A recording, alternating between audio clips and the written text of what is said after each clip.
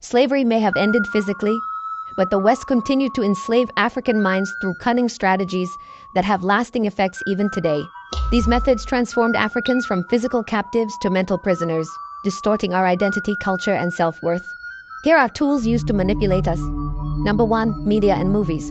Films like The Gods Must Be Crazy portrayed Africa as backward, dirty, and savage. These depictions were designed to make Africans ashamed of their heritage and believe that Western ways were superior.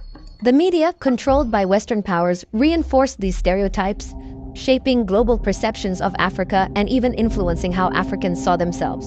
Number 2. Religion as a tool of control. The introduction of foreign religions taught Africans to fear rebellion and submit to authority, weakening the spirit of resistance. Instead of empowering people, these religions often promoted passive acceptance of oppression, teaching that suffering was virtuous and rebellion was sinful. Number 3. Education. Colonial education systems taught Africans that their history and cultures were inferior. By erasing or distorting African history, they created generations of people disconnected from their roots and dependent on Western knowledge and approval. Number 4. Economic dependence. After colonization, African economies were designed to serve Western interests.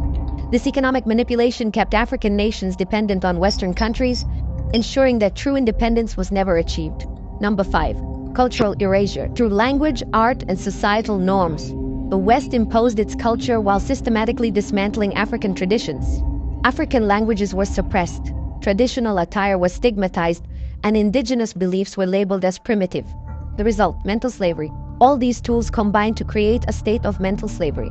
Africans were conditioned to see themselves as inferior, to distrust their own people, and to aspire to Western ideals that did not serve their best interests. How to break free.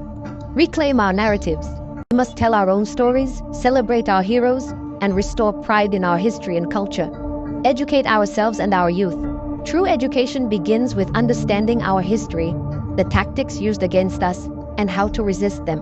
Embrace African spirituality. Reconnecting with our indigenous beliefs and practices empowers us to break free from the mental chains of fear and submission. Promote economic independence. By supporting African businesses and creating self-sustaining economies, we can reduce dependency on the West. The battle is no longer in chains but in our minds.